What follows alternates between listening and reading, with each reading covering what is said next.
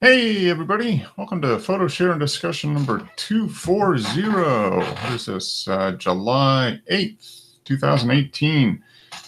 Getting into the month of July here, starting the second half of the year. So we are rolling along here. Hope everybody had a safe and enjoyable 4th of July weekend for those of us here in the States. For those of you outside of the United States, hope you had a good week. It is warm and humid here. It's definitely summer here in Atlanta. That is for sure. And with summer comes thoughts of vacation. And like I've been saying for the last I don't know, month or so, we're going up to heading up to Michigan in a week or so. So there won't be a show next Sunday. Was that the 15th or the 22nd? We're going to be up basically for a week up there, visiting with some friends and hopefully, fingers crossed, spending some time along the eastern coast of Lake Michigan. So the Michigan side of Lake Michigan.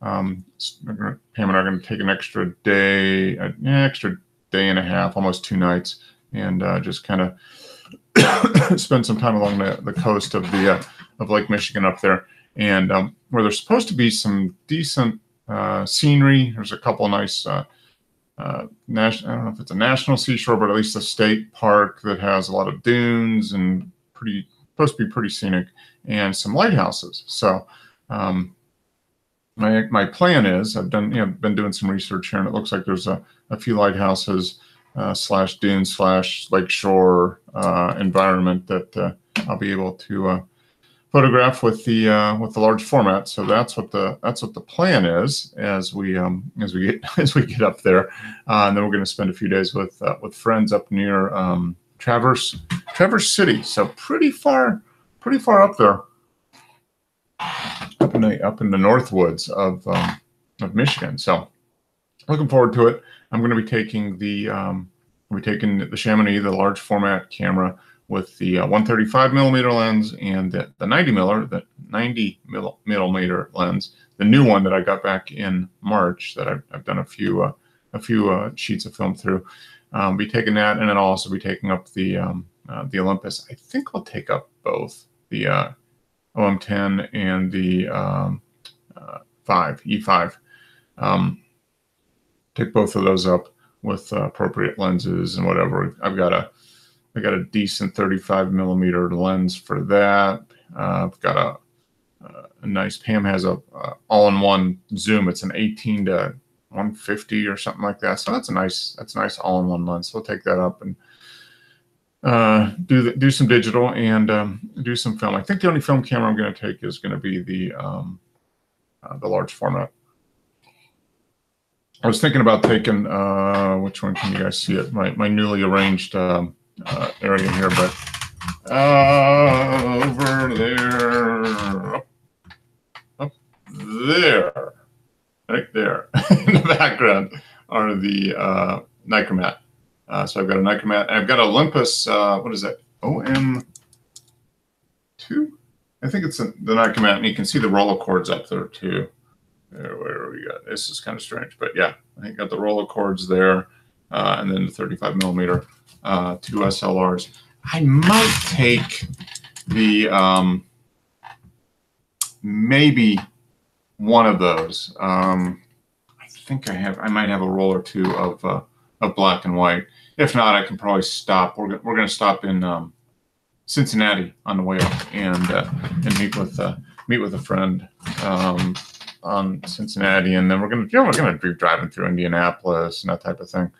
Actually, if I order something, I might be able to get something from Adorama. They ship fast. I mean, I might do that. I might go ahead and just do that tonight and order a couple of rolls of film if I don't have some 35 millimeter film. Actually, let me see. I might.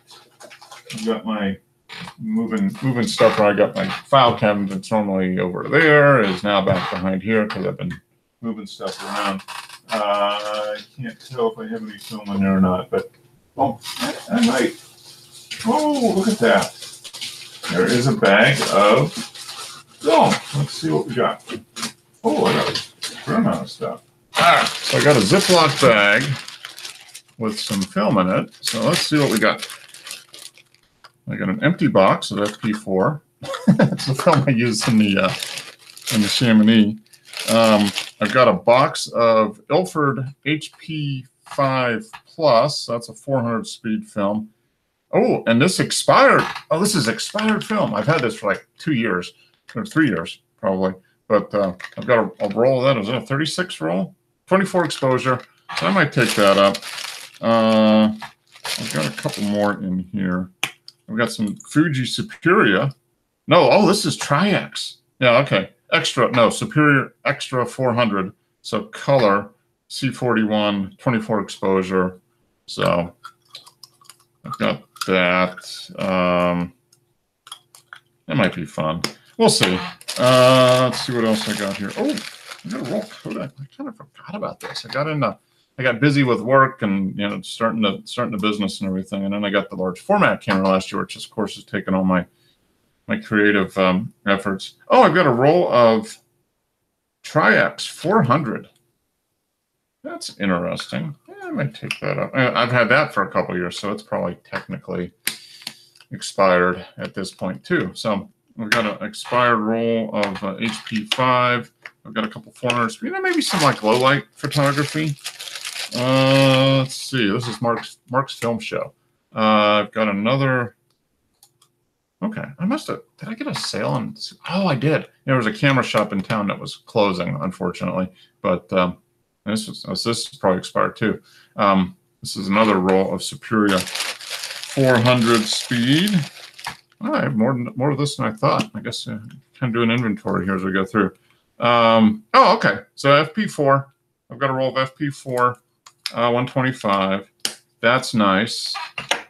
And I might have another one. Oh, I might have bought like a 3-pack of that stuff. Yeah, I bet I did. Yeah, so I've got 2 rolls of FP4. And are these 36 exposure? No, 24. Okay. So I've got a couple rolls of that. I've got a couple rolls of 400 speed. I might take up maybe I'll take up the Olympus camera. And what is this one? This one is an empty one. So, yeah, so I've got a couple. I've got a couple color and a couple black and white. So I'll probably take those up. I don't know if I'm going to do the 400 speed film or not. Yeah, hell, I'll just take the whole thing up. I'll take this whole bag up. You can see the tooth marks on the side from the cats. Crusher and AJ chewing on that. I'm not doing that quite as much anymore. But yeah, so I've got a few rolls of film. So I'll probably take up one of the SLRs. Why not? I got to get through this film anyway. Maybe I can use that, run through a roll of 400 speed, maybe in the morning or the evening. We're staying up in that area. We're renting a house because there's three couples, so there's 6 of us, and we've done this for, I don't know, 15 years or so. We try to get together once a year. We're down here. The other 2 are up in the Midwest area, but we try to get together, once a year for 3 or 4 days and hang out and just do whatever. But we're renting a house, and it's up near Traverse City, a little ways away, but it's up near, I guess, in a golf course community, but it's kind of off in the woods a little bit, and there's a little lake and boats and that type of stuff. So it might be 400 speed might actually come in handy if we're in the midst of a bunch of trees. Having that extra speed might help as far as images. So I'll take that up. Why not? And I'll take one of those 2 cameras back there and see what we get. But the main emphasis is going to be on the large format. I've got plenty of sheets. I've got 10 or 15 sheets of color still, and 30 or 40 sheets of black and white. I got a couple boxes of FP4 last year. Were they on sale? Maybe they were at I think it was Adorama, and used that. And they're sitting in I got a little fridge down in the basement, so they've been sitting in there most of the time. I've got some of the one box up here, so I'll take that. We're leaving next weekend, so I'm going to take this week and load everything up and get everything packed and ready to go. But yes, I haven't. That's my plan for the next week or 2 coming up around that summer vacation. Let's see if anybody has popped in here. Well, maybe Dennis might show up, but who knows? We'll see. But either way, we got that coming up, and obviously I didn't buy any photographic equipment this week. I probably won't for quite a while. Maybe not until the spring. Well, I guess I paid for the film developing. Well, that was last week, I guess. Yeah, I guess I don't know if that really counts or not. But not the only other thing I might be buying anytime soon is maybe a little bit longer lens for the Chamonix, which would be, I know Dennis has what does he have, a 210, I think, which would be, yeah, that's like a 70 millimeter. That might not be 70 millimeter equivalent in 35, so that might be pretty good. But yeah, that's about it. I've just got to get out more with the camera and use it, because I just haven't done a lot this year really, since I started the business last year.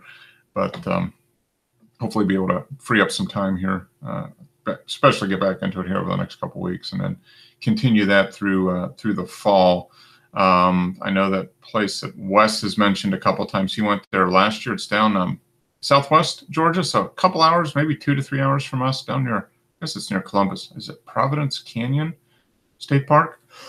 Where they got that real funky erosion. So you got the multicolors. It almost looks like Canyonlands out west in Utah or something like that. Really colorful. I'm thinking maybe we might be able to get down there this fall, and maybe we'll see. Maybe we can get down for if Wes is doing the Kelby Worldwide Photo Walk, which is coming up in October, I think. So if he's doing that, maybe we might be able to get down there too. We'll just have to see. But yeah, I just need to get back in the photographic mode, reconnect with some local photographers here that I've gone out with a number of times, but I haven't gone out with in almost a year at this point. So need to reconnect with them and get back out. And that's not really large format. It's more of a street photography type thing. So it'd be either the Rolleicord or the Nikon, maybe the Olympus, so 35 millimeter or medium format film. But so yeah, it's what's coming up. Looking forward to the trip. So hopefully I can get some good, have some time to expose some good sheets of film and get a few keepers, hopefully. And then I need to get into the darkroom in my studio here. Well, the studio I belong to, not my own studio, but the studio I belong to, and get in there and use the darkroom and print directly on, instead of just scanning and printing. And I've got a couple good negatives that I've done, especially with the Chamonix in the last year, that I would like to actually print in the darkroom. So that's kind of on the list for the fall. But yeah, I don't know. I didn't get out for 4th of July. We had fireworks around. They had the local fireworks were on the 3rd, which was a Tuesday. So those were going off on the 3rd, but I got up early on the 4th, July 4th, to run, the Peachtree Road Race, which is the world's largest 10K. And I was in the last group. Hey, Dennis, can't log on. Let me post I'll post a link here again, Dennis. Let me try that again. Dennis is in Facebook, it looks like. So let's see if he can try this. Control V and see if that. There. Hopefully that works. And maybe hopefully Dennis will pop on here. But let me get that open. So anyway, I got up super early on 4th of July at like, I don't know, 4:30 or something in the morning, and went down to took the train into town and to do the Peachtree Road Race, which was really fun. It was my first time running that race. That was actually my first time running a running race in 21 years. I think the last one I did was a little local 5K when we lived in Fort Collins, and that was back in '96 or '97. So yeah, 21 years ago.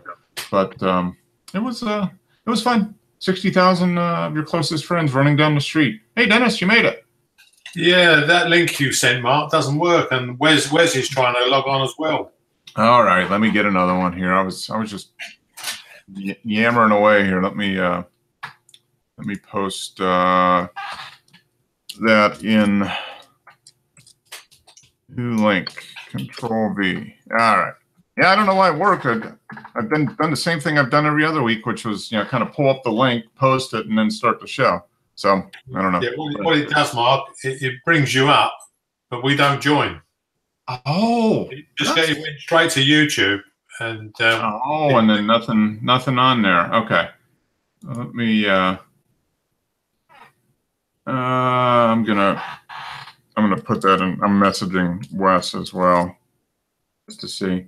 So, are you still on the heat there, Dennis? Yep, it's been 32 degrees today. Wow. Okay, that's kind of. It's just getting it's getting quite hot, but we could really do with a bit of rain. Everything's just so dry.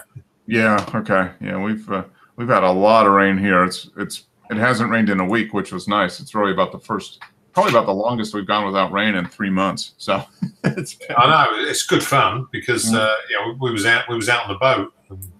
Mm-hmm. It's nothing better than playing on the sea with the weathers like this. Yeah. I saw you. It was at Facebook. You posted that, right? You had went out for fishing. Did you catch anything? Hey, Wes. No, we didn't do any fishing. My boat's in a bit of a state at the moment. The floorboards are rotted through on the deck, so. Oh, okay. It needs to come ashore and have some work done on it. Oh, okay. Yeah, you don't.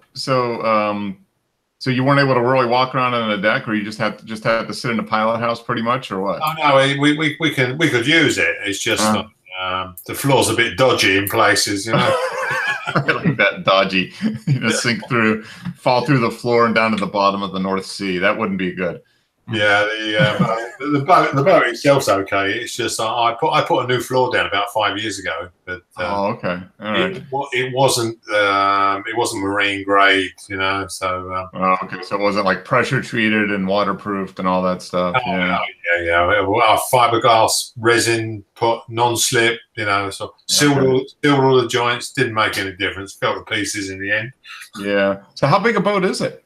Oh, it's only an 18-footer. Yeah. Oh, okay. All right. Yeah, it's ex-Royal Navy, so it's built well.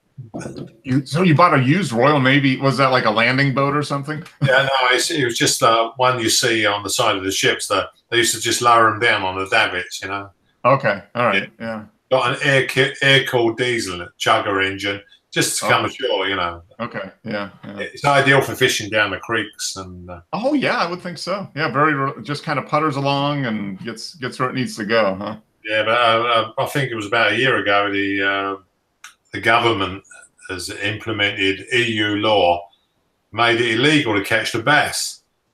Oh. Yeah, it's really good. So when we get our Independence Day next year, oh, that's right. It is. Yeah, next year, isn't it? Yeah, we're a bit. We don't have to follow their rules anymore, I hope. Yeah. What is the official date for Brexit? I think it's next Easter sometime. Okay. All right. So sometime March or April. Yeah, maybe April 1st or something. April Fools. That would be a good day to do it. Yeah, 1st of April would be brilliant. Yeah. Surprise! April Fool. You're not really exiting. They brought some strange rules out. They say the bass. We used to be able to catch bass all the time, no problem. Mm-hmm. But now you can't catch a bass until the 1st of July. Huh. I wonder, is it because it's after breeding season or something? Yeah, the best fishing time was in May. Yeah. For bass. They'd come inshore for hunting the crabs, Oh, okay. All right. They coincides with the crab peeling. Okay. All right. So are these freshwater bass or it's sea fish? Sea bass. Okay. All right. Yeah. I mean, it's very expensive fish to buy in the shops. Mm-hmm. So. Yeah. Yeah, we used to do all right for bass, but Yeah, now you're allowed one fish Okay. per trip per fisherman. Well, that's hardly worth it. Yeah, it's Well, funny. you can catch all the other stuff, right? I mean, It's funny to say that. Unless you're a commercial boat, then you're Yeah. allowed 1 ton of bass a day. Yeah, yeah. Well, that's what it is. I know what they tax that a lot. So yeah, Yeah. that's where it comes from. Yeah, so basically they've ruined all the fishing for us. Yeah. Well, that's all. You just got to become a commercial fisherman, Dennis. That's all. Yeah, we've got plenty of them as well because the Spanish and the French fish our fishing grounds and come over with their massive ships, capture everything, swims. Yeah, dredge everything up. Yeah, that's it. You've been there. Yeah. Yeah. So they're saying that when we leave the EU, that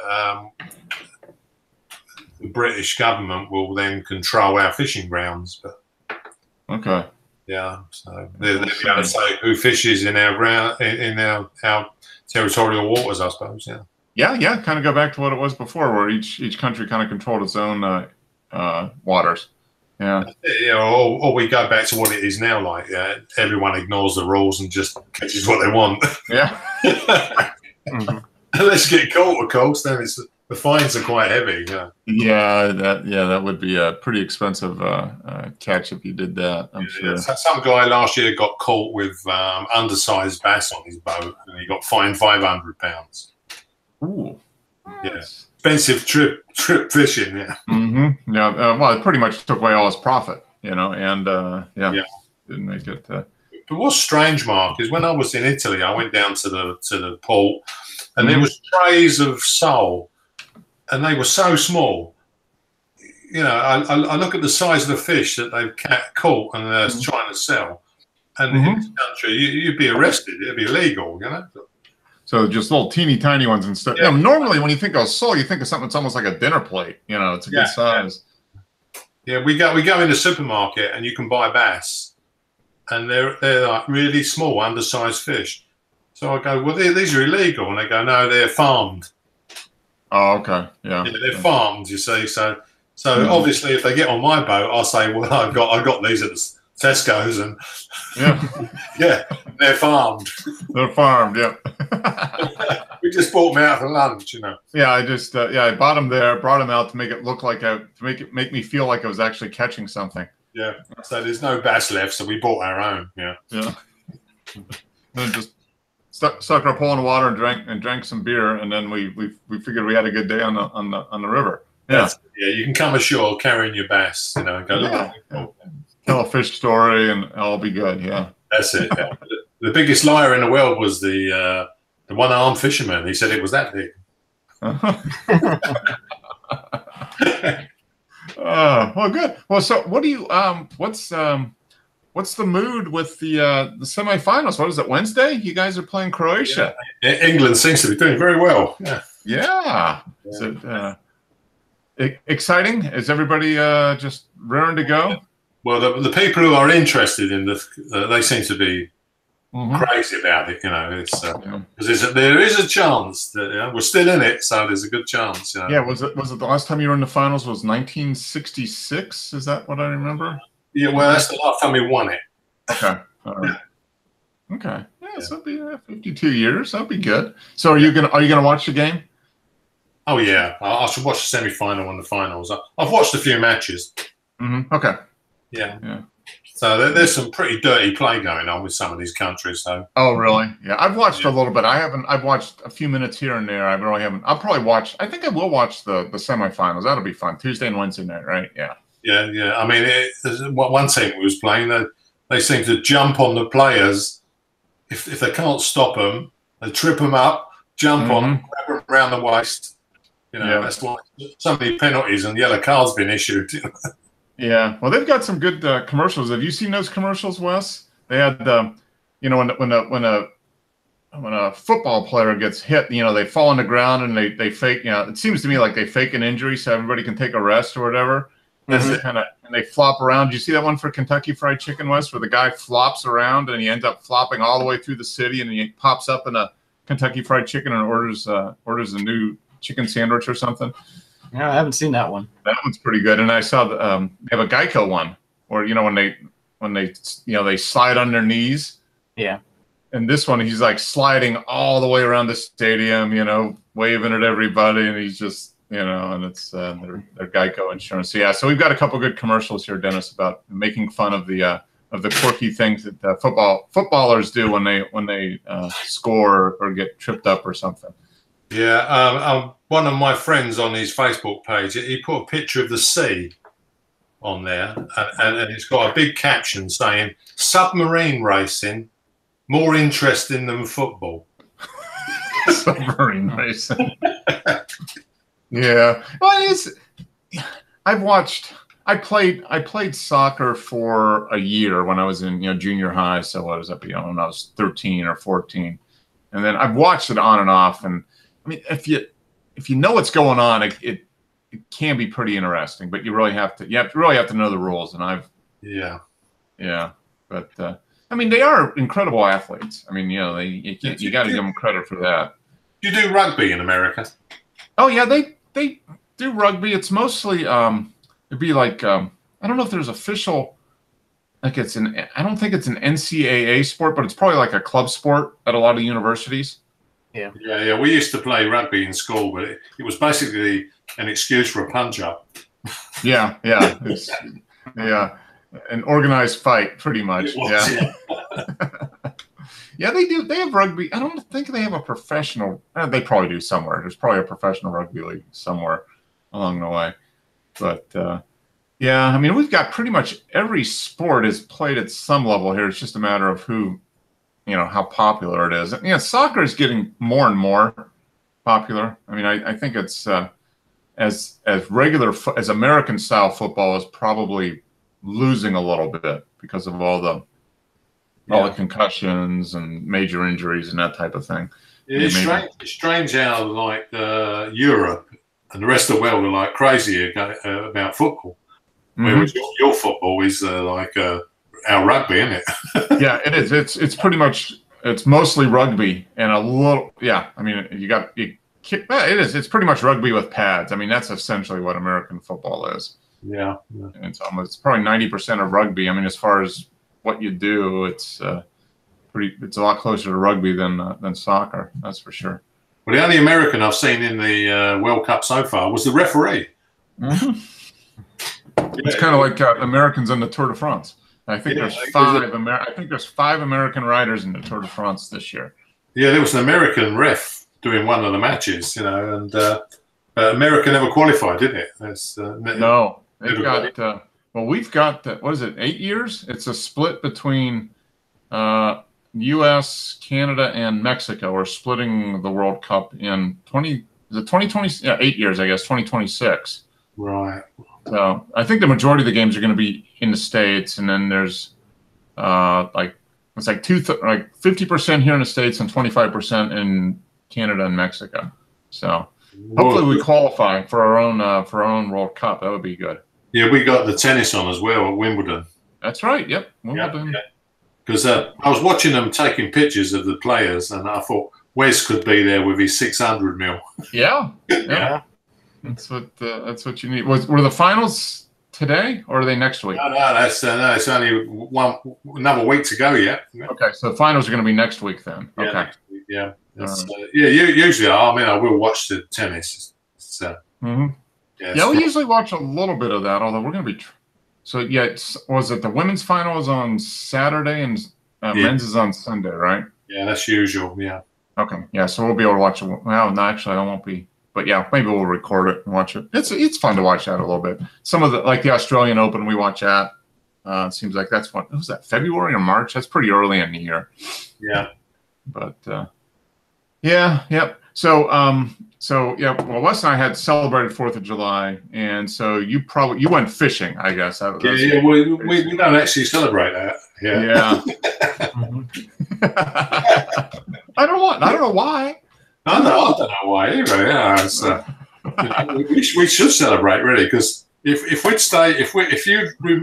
you were still a part of the British Empire, look at the social services bill we'd have to pay. That's true. Yeah. 320 million of us. Yeah. To the tab. Yeah, and the National Health Service would not fit. It would feel the strain. Yes, it would. So how about you, Wes? You went out to St. Augustine. It looks like I see a couple pictures on. Yeah, I was well impressed, Wes. I see you got another one in Explore. Yeah, you did? Yeah. Wow. Wow, that's awesome. Which one is it? The first one I posted. Yeah, that's a nice shot. 184 faves, 7 comments. Yeah, as soon as I see all those faves come up, I thought he's got in again. Yeah. Well, that's a great shot, though. I mean, that's very, very nice. We'll jump into that in a minute. But so it looks like it was good weather then, huh? Yeah, it was great weather. Actually, I'm glad we went because it was raining here, but okay. Over by the coast, it was sunny all day and beautiful. Yeah. Cool. Yeah, see the fort. That's a nice shot, and you got some water birds and stuff. Yeah. Oh, good. Yeah, we didn't. Well, I did the peach tree on the 4th, so that was my 4th of July thing, which was really. You said you ran that 8 years ago, Wes? You did? Yeah, in 2010, I think it was when I did it. 2009, something like that. Yeah. Okay. Yeah. No, it was a lot of fun. Need to get up super early for that, but it was really, really well organized. A ton of people. Yes. And I got, because I didn't have a qualifying time, I got stuck at like the second to last wave, so I was way at the back. So I ran like an extra 0.2 of a mile, zigzagging. People I did the same along the way, trying to get through everybody, but it was fun. And I ran fast enough that I'll be in, I don't know, probably the 3rd or 4th wave next year, I guess. But it was hot. I mean, well, 7:38 in the morning, hot and humid, about 75 degrees and about 90% humidity, so kind of steamy.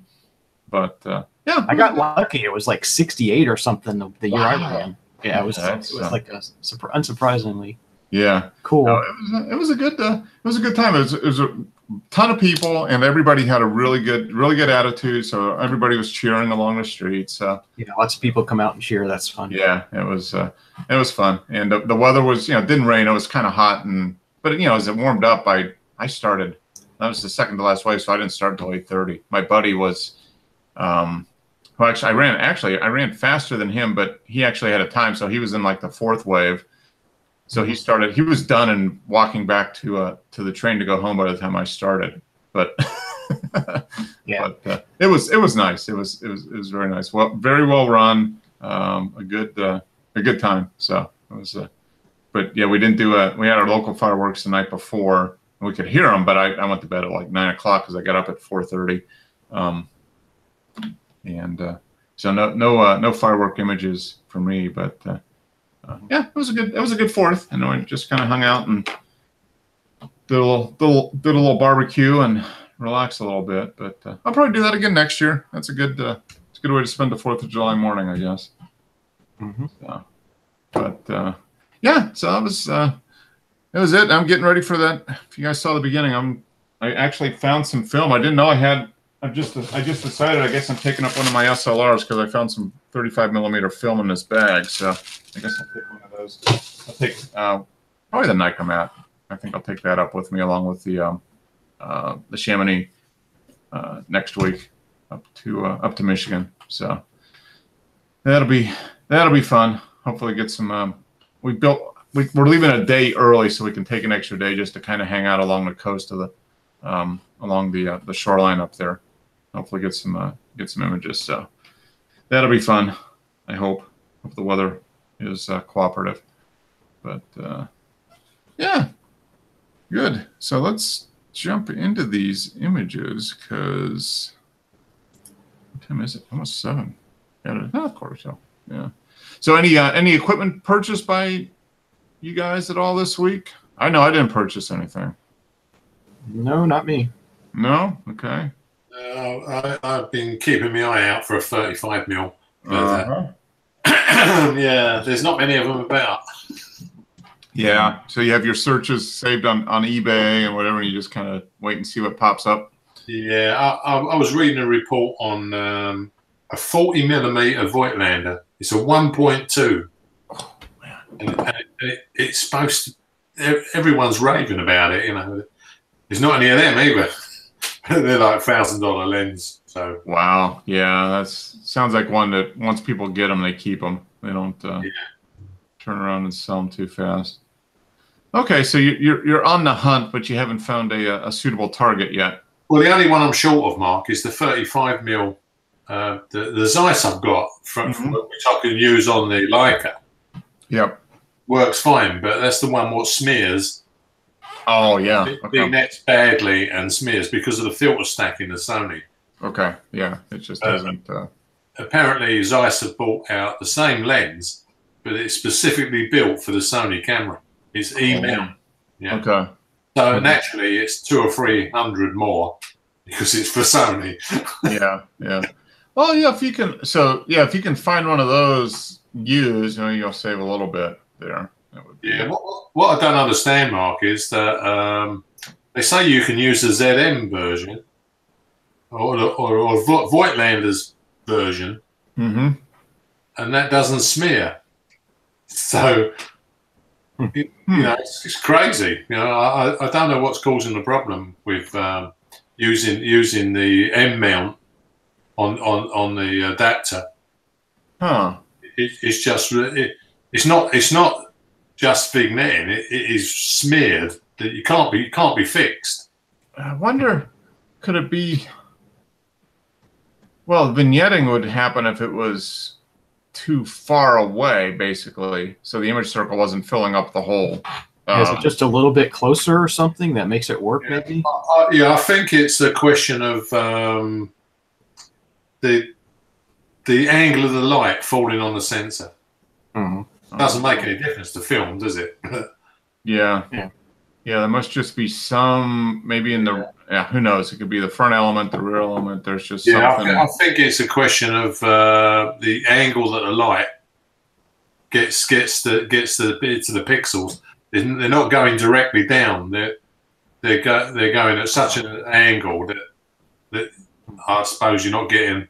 I think it's about 3 stops. Wow. That's a lot. Yeah. Wow. Yeah. So it's most digitals are the same, Mark, aren't they? The Leica camera's got the lenses, got micro lenses around the chip, so that it doesn't occur. But the Sony hasn't, obviously. Yeah, that's interesting. So you have to really stop. Like you said, it's 3 stops. You have to stop it down. Basically. It's well dark corners, but it's actually smeared as well. For some reason, it's not in focus, and it's to do with the thickness of the filter stack in front of the Sony sensor. Yeah, it's just the light hitting it is just not at the. Maybe it's like you said, it's off. It's hitting at an angle or something like that. It's strange because that super wide angle I bought, the Voigtlander 15mm, was really bad on the Sony, but now they've bought one out, which is the one I bought, the Mark III. Okay. It's perfect. I think they just moved it away from the sensor slightly. Yeah, they just changed something in the design of the lens. It could have been half a millimeter. I mean, who knows? I mean, I got to imagine it's a very small difference between being good and just smearing and being out of focus. So if you pay all that money for Sony lenses, well, what annoys me is that some of these guys who do the testing, they turn off the in-camera fix in the RAW file. Oh, okay. And show you the actual picture. Because the RAW file's been partially corrected before you put it on your computer screen.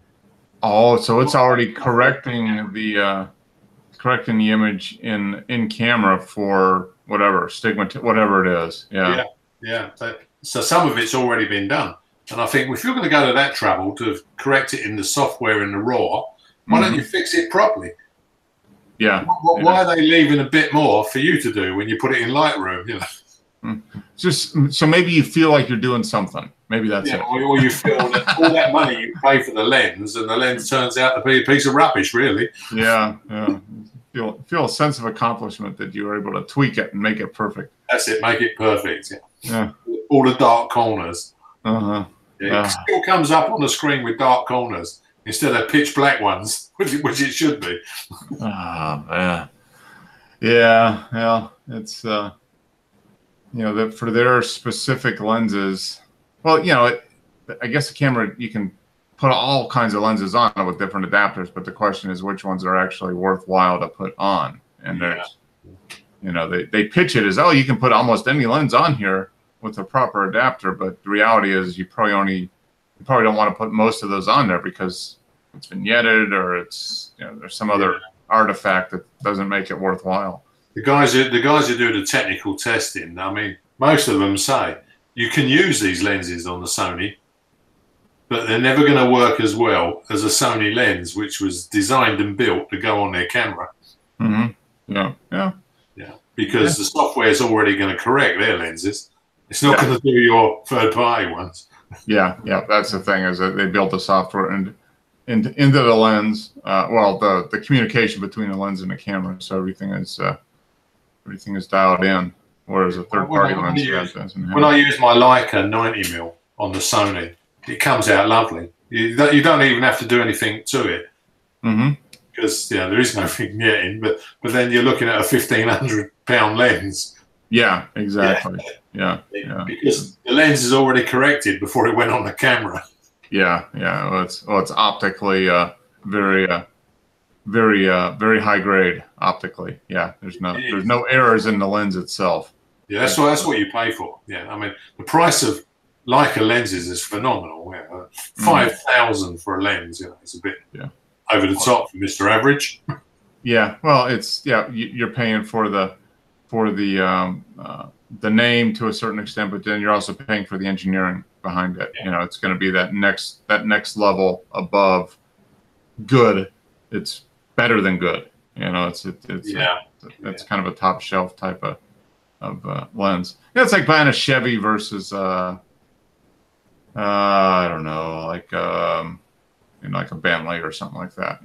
Yeah. Well, when I bought that Zeiss 35mm, the write-ups on it and the technical bit was this lens has no visible distortion.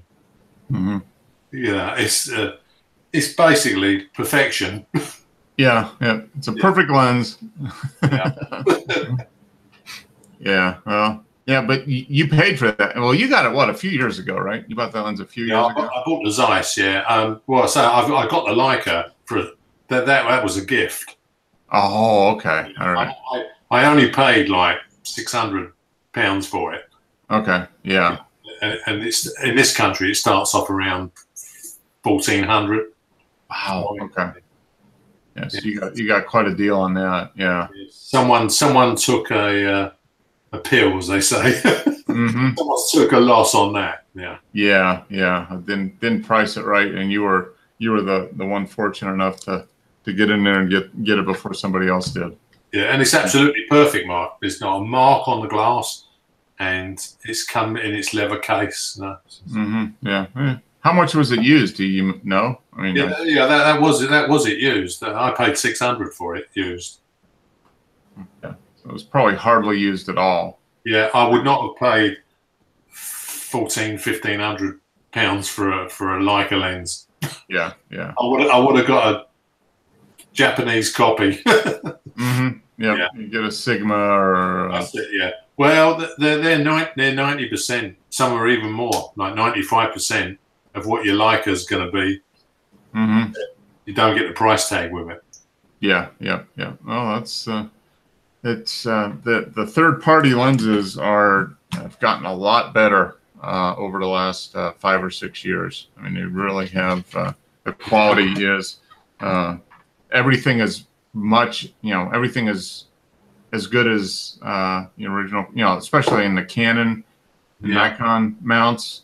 For the Sigma, what are they? The art lenses, I guess, is what. Yeah. Sigma Arts and Samyang. Yep. Yeah, they're or it's Rokinson, isn't it, in America? Rokinon. Rokinon, is it? Yeah. So basically, Sony is helping their sales no end by charging ridiculous prices for their camera lenses. Yeah. Well, that's where they make all the money, probably, is on the lenses. Yeah, they must do because you know, I mean, Sony lenses are quite good, but you know, if they made them a bit cheaper, then these other people wouldn't bother building theirs, would they? No, yeah, that's the. But they're I don't know. It doesn't seem like they're going to lower the price anytime soon. So. No, well, I suppose so. It's a well-selling camera, so why do you discount something what sells?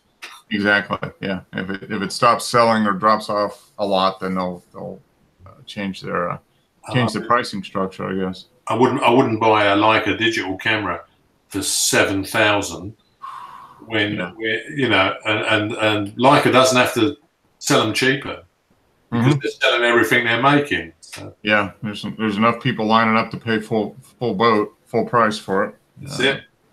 Leica man's keeping them going. Yep, not me. I'm not keeping them going.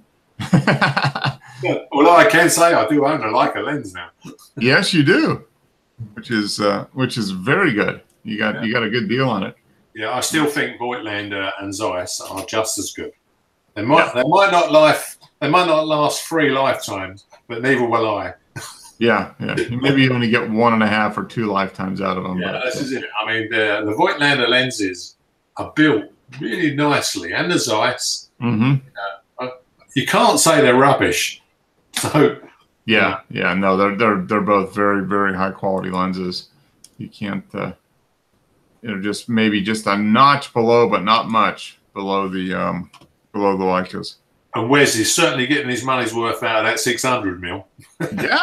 Yeah, I definitely have. I'm glad about that. Yeah, I'd love to get hold of something for the Sony, which would be like 300 mil, just to give me another option, taking like your bird pictures and stuff like that. Yeah, you can't do it with a manual focus lens. Yeah, no, it's almost impossible. Yeah, you need a long lens with autofocus. Well, supposedly those adapters for the Canon lenses work pretty well on the Sony. Oh, really? Okay. The adapters cost a fortune, Wes. Have you seen? It's like $200 lens, and the adapter was $350. Yeah, that's higher than I thought they were. I thought they were around 200. Yeah. Well, I guess if you have several Canon lenses, yeah, it makes sense because then you can pop them on the on the Sony. But are they full-size DSLR lenses? Yeah. Yeah. So basically, you're not keeping the weight down. This is the thing, isn't it? Right. Yeah. There's a lot of people going around with Canon L glass on their Sony A7s. Yeah. Because the Canon lenses are great. Their bodies aren't. Does it look good? Does it look okay, or does it look ridiculous? Like tiny. No, it looks ridiculous. Yeah. Even with like a 24-70, it looks pretty ridiculous. Yeah, the lens is so much bigger than the camera. Yeah. They've got 35 mm 1.4s out for the Sony, but it weighs about 2 pounds, I think. Yeah. I mean, at a point when you start getting that fast, you need that much glass. I mean, there's just no way around it. Speaking of, let's jump into the images here and see what we've got, because I know there's a few. There we go. Hopefully everybody can see that. So we got Nicholas. Yeah. Lumiere and movement sur and sunset a la Pointe du Raz. That's my French. Stood out. That's nice. That's a nice image. Looks like there's a. It's only 0.8 of a second. I wonder if that's stacked or something. Yeah. It looks a lot longer than that. Yeah, the motion, the blur on the water is pretty. It's really cool. Significant. Like yeah, no, it's a very nice shot. Really sharp. The lighting is nice. Right over the whatever it is, the island or whatever's up there. I suppose it depends on how rough it was. Yeah, just how fast the water was moving to begin with, I guess. Yeah, no, it's a very nice shot. Him and that's Simi's European alter ego. Yeah. Sunset. Oh. This is 1.3 seconds. F22. Very nice. I like the colors on this. Yeah. Nice pattern from the sun. Excellent. He's got a nice 10 star there. Mm-hmm. There we go. So this 8,000 views almost. Mm-hmm. Yeah. He's a good shot, Wes. Yeah. Nice colors. Thank you. Did you have any filters on for this, or did you just? No filters. 13 seconds. So how many images did you take at this fireworks show? I don't know, maybe 40 or 50. I mean, I was just varying the times and kept hitting the shutter and let it run for a while. Yeah, this one was what, 13 seconds, you said? Wow. Okay. Yeah. So you got it. That's very nice. You're using a remote control for this, Wes? No, sometimes I do, but I didn't this time. I was just hitting the shutter button manually. Had it sitting on a tripod in front of you, basically, and Yeah. It's kind of get it lined up in a general area where the fireworks are going to be, and then. Yeah, and I had the camera strap wrapped around my leg, so in case things went over the side there, I'd go in the water. Okay, so you were sitting on the seawall basically there, huh? Right. Yeah. Yeah. Okay. He didn't want to come on and report a Simi incident. No. No, it's not good. That's an excellent shot. The colors are great. The Thanks. nice pattern. It looks like three or four palm trees just kind of sitting there. Mm-hmm. And it's very nice. There you go. Not like you need any more faves, but I'll give one to you. Thanks. 76. It went up by 40 just by sitting here. What's going on with that? Still getting views, I guess. So when did it show up on? When did you post it? Yesterday? Geez, I don't remember when I posted. Okay. I think I posted yesterday. Yeah. Okay. All right. Usually they last about 24 hours before they stop. Mm-hmm. Mm-hmm. Very nice. Yeah, that's a nice shot. This one was my favorite of the year. Wasn't the one that got in Explore. It's funny you should say that, Wes, because my bird one I got into Explore. Mm-hmm. The other one I'd done, I liked better. Yeah. That's how it is sometimes. No, this one actually, the burst here is cleaner. The other one is kind of made it, and you've got a little bit more symmetrical here too. It's kind of like that's this. quite sharp though. Yeah, it is. It's really sharp. I mean, these two things here are neat, and then yeah, it is. That's a nice one. I like the little fireworks off to the right there that the people. Okay, yeah, people in the boat. Those are the ones you buy in the tents. Yeah. Okay. Yeah. The little mini. Yeah, the little ones you buy. People are in their boat or sitting there. Yeah. Yeah. So they launch them off they have a barge. Yeah, I got a big barge. Okay. Oh, that is a nice one too. Yeah, you got some good. And what time did you get there? How early did you get in a seat to get? Oh, probably around 8:30ish. Okay. And the show started almost 10 o'clock, probably 9:45, something like that. 9:30 was when it started. Well, it's not too bad. You didn't have to sit around too long. Yeah. And a few years ago, we were in Nashville for their fireworks, and it was so packed. We had to sit down. The fireworks started at 9:30 or whatever, and we sat down at 5. That was our only real prayer of getting a seat on the on the terrace basically. And it was so hot and humid. It was a good show. It was worth it, but man, we had to sit there 5 hours almost before the show. This is a very nice shot. That's a good place to see. Flagler. Oh, okay. Let's do the own hotel. New Flagler College.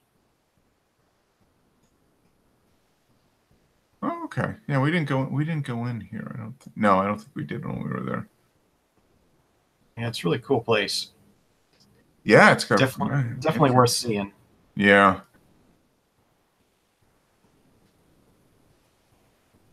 Yeah, that's a neat. Is it like a small liberal arts college? Yeah. Yeah. Very expensive place to go, apparently. Yeah, you got to pay for the gold on the ceiling somehow. Yeah. That's a neat. So you took that at 10 mil, did you, Wes? Yes. Yeah. Yeah. Wow. I've shot in there before, but not this. I didn't have a lens this wide before, so I was able to. Yeah, you're able to get most of it. Yeah. Get a lot in there. Yeah. Yeah, that's nice. And here we got the San Marcos. Yep, that's old. What's this? Almost 500 years old, something like that. No, been around a long time. Well, yeah. Over here, it'd just be a new build. Yeah, new construction. Yeah. Well, it looks like you got a little bit of subsidence on the side there. Yeah. Yeah, it's got a little bit there. Yeah, they don't build them like they used to, Wes. That's Who built this fort? Was Spanish? Spanish, yeah. Yeah, that's actually surprising for as old as it is. In fact, it was built on sand. Yeah. Just about any building in Florida will have cracks. Yeah, they must have gone to the same score as the Italians, because when I was in Italy, everything's leaning and falling over. Yeah. It's just the soils. Yeah, I mean, it's the same way here. You know, with the clay that we have in our soil, it shrinks and expands. I mean, yeah, almost every building has cracks in it somewhere. And it's just it's impossible not to have it. But yeah, that's neat. I remember that was a pretty neat structure to walk around. That was a fun. So you got there. What time did you get there? Did you get there midday or? Yeah, we got there around lunchtime, so we had lunch and then did some sightseeing, and I even went record shopping. Okay. Did you find anything? Any good records? Yeah, I bought a couple of things. Okay, good. Wes, is this the scene of some famous battle? I don't think there was any really major battles there. Oh, it's nothing to do with like your independence or anything. No. Yeah, the Fountain of Youth is here supposedly, right? Isn't that it? Yeah, it's sort of off to the left there. Kind of if you keep going for a half mile, it's that down that way. Yeah, down this way. Yeah. Sounds like a place I need to visit then. Yeah. Yeah. Oh, this is cool. And I got out to at wetlands on Wednesday. It was actually really nice. It cooled down a lot, and it was nice. So I went out to the wetlands for the evening Wednesday. It looks like this bird is he trying to get the swallowtail or not? I don't know. No, the swallowtail just kept like buzzing him constantly, just dive bombing him. He was obviously visually upset. You can tell. Yeah. He was not happy. Yeah, he's all puffed out. Yeah, that's pretty good. That's a great look on that bird. There's a little tricolored heron. Okay. And how long did this go on? A few minutes, probably. I only watched for a few minutes, but yeah, it could have gone on forever for all I know. Yeah, that's pretty good. Swallowtail. Obviously, somebody who's in somebody's territory, I guess. Yeah. But that heron, man, one gulp and that swallowtail would be dinner. Yeah. I was surprised he wasn't trying to nip at it, but he was just backing off, kind of. Yeah, didn't quite know what to make of it. Yeah, that's a good shot. What is it? Is that a butterfly or a moth? It's a butterfly. Butterfly. Yeah. Oh yeah. Okay. It wasn't the 10 millimeter. It was a 335 millimeter. Yeah. It was. I didn't have to use all of the lens. He was close. Yeah, close enough. Yeah, that's neat. Ooh, there we go. Snow egret. Tiny flying. Here's. Oh, that's neat. Yeah, you caught that well. Yeah. The themes of bugs and birds. Mm-hmm. This one, there's the other image. The other one, other bird wasn't too interested. This one's like, there's a bug flying around. I'm gonna get it. Yeah. Did he catch it, or do you know? I don't know. Yeah. Not this time. Yeah. I think he flew off shortly after. So. Yeah, that's neat. And this was, yeah. Oh, you were pretty close to it. Yeah, he's just sitting on the railing there. Yep. Yeah.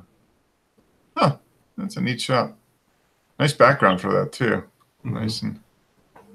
Nice contrast. Yeah, those are pretty birds. They're so bright white. Mm-hmm. Oh, wow, we go. This looks like something out of a horror film or something, huh? Yeah. Me and Tim were up on the seafront. Well, actually, we'd gone to get something to eat, but the building next door caught fire, so we all had to leave. And they said, "Come back later." So we went up the seafront, and maybe it's one of our stray fireworks. I don't know. Yeah, this was the R72 infrared on the Sony. Huh. That's neat. Yeah, it was quite rough, the sea, so it acted like a 10-stop, and it's. Yeah, 30 seconds to get the light through. Yeah. Yeah. So I left the color in. Obviously, I could have turned it to black and white, which you have to do, but it's only recording the red spectrum, obviously. Mm-hmm.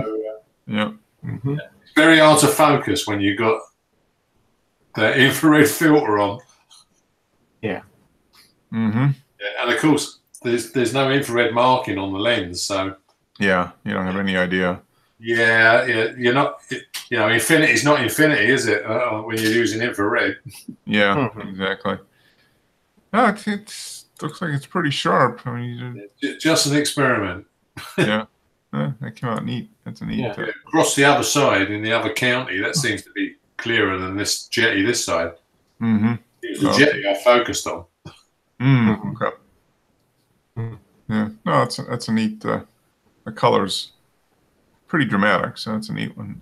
Yeah, it's one of the ones you don't want to do one with and one without the conversion. Yeah, this I was going back through some of the old stuff, and I'd missed this one, Mark. Okay. And I thought, yeah, it's not bad. So, yeah, this was with the Voigtlander Super Wide again. Super ice must be compressed liquid natural gas. It looks like. Yeah. There is a gas terminal there where it's logged up against. Okay. No, it's nice. Yep, it's pretty much just, and the camera's almost on the jetty, isn't it? It's sitting right on the ground, pretty much. Yeah. That is a long breakwater there. That's a neat perspective. It doesn't. Nice clouds, nice sky. Yeah, I did up the saturation a bit because skies in England don't look like that. You could work for the tourism board. Of course. This was under the jetty with Tim took some, but he was using a 10-stop ND filter. Okay. But he had terrible color cast because it was only a cheap filter. Okay. This was a Hoya, a 9-stop Hoya that I had, and that was the result. Okay. Yeah. Once again, you get the water turned into a big ball of cotton, pretty much. Yeah. Yeah, because it's quite dark under there. So this is the same one that was the infrared? Yes, the same jetty. Yeah. Very nice. This is what, a 10-second exposure. Okay. Yeah. The 9-stop ND is. I'd have to stack 2 of them, wouldn't I, to make a 10-stop?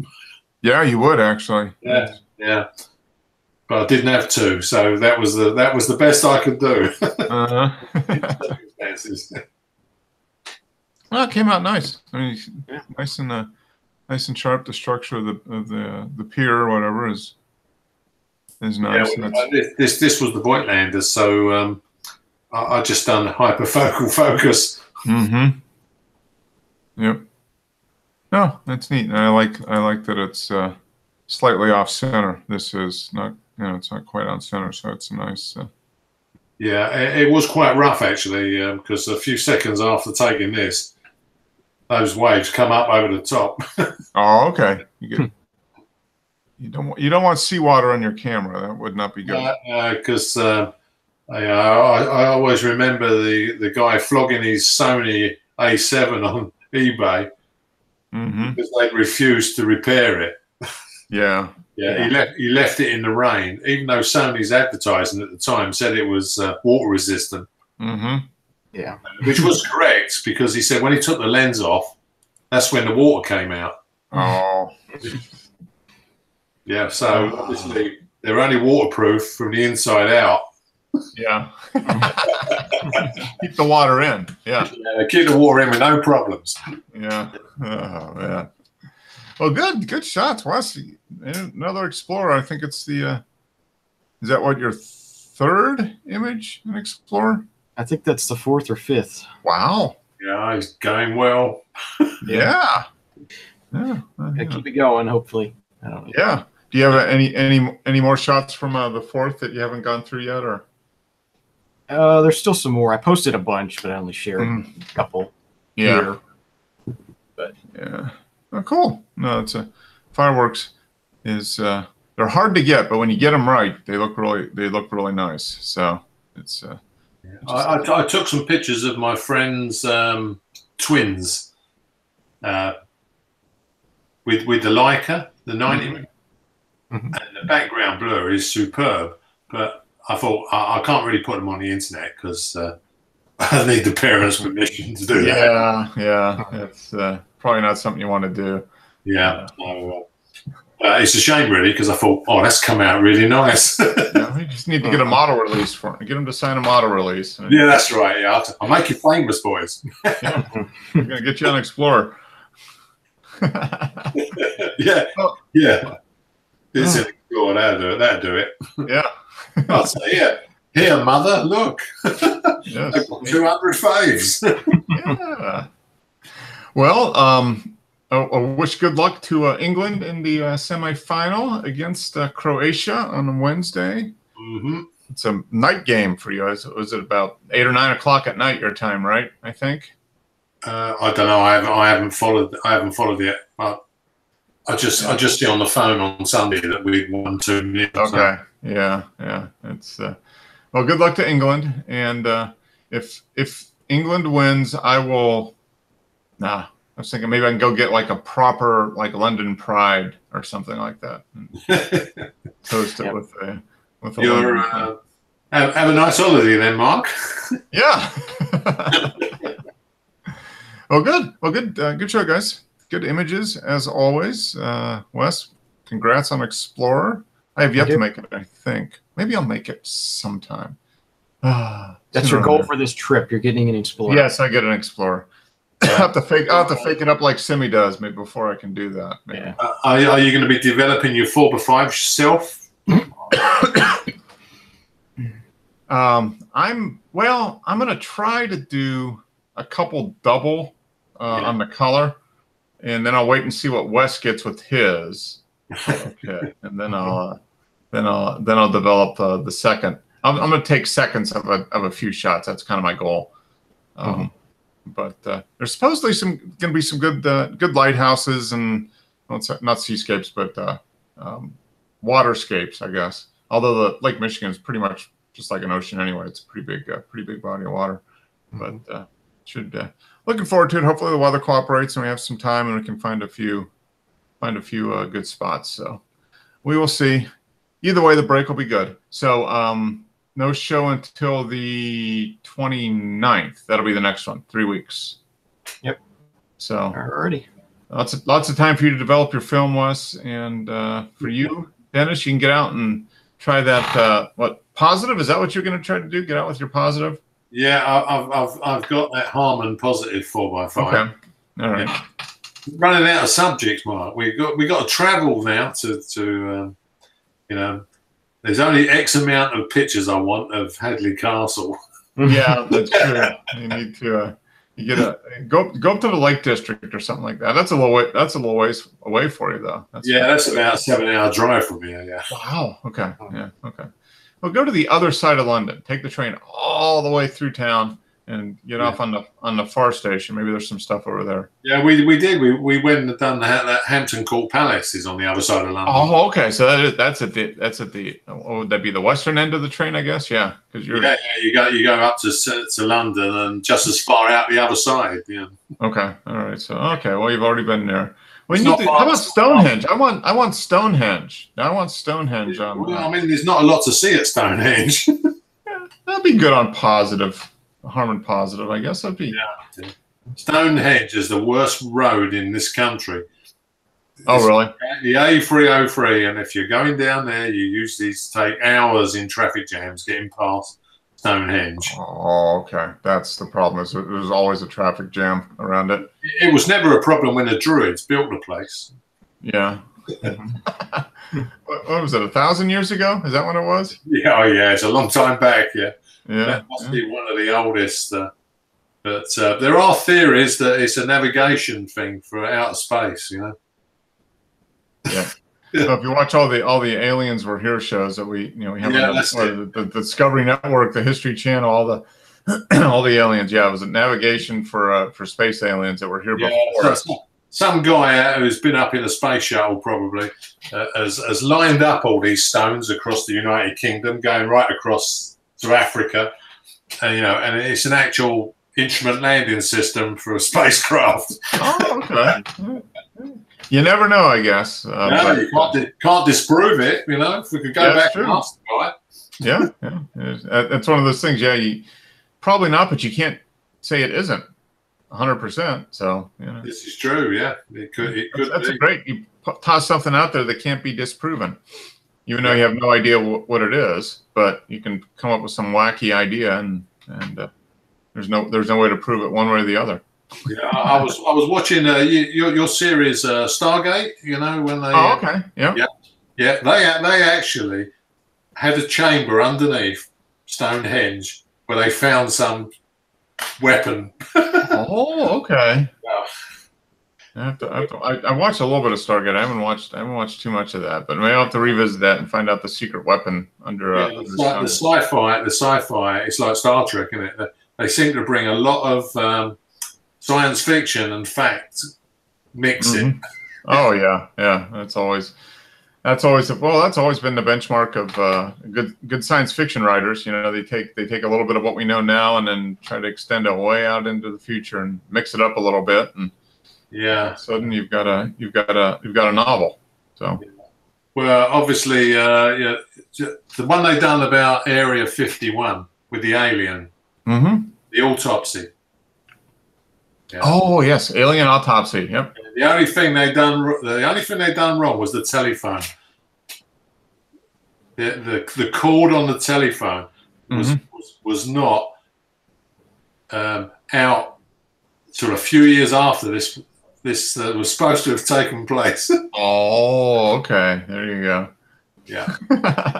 Well, there was some guy here a little while ago who was claiming that they found a shift in the space-time continuum of like 3 milliseconds, and it was near Area 51, of course. So close. Yeah.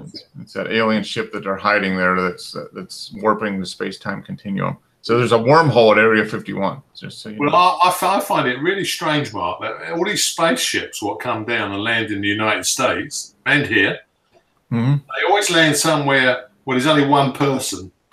Yeah, exactly. In the middle of the night, And his name's Billy Bob, and he's had a whole case of beer beforehand. But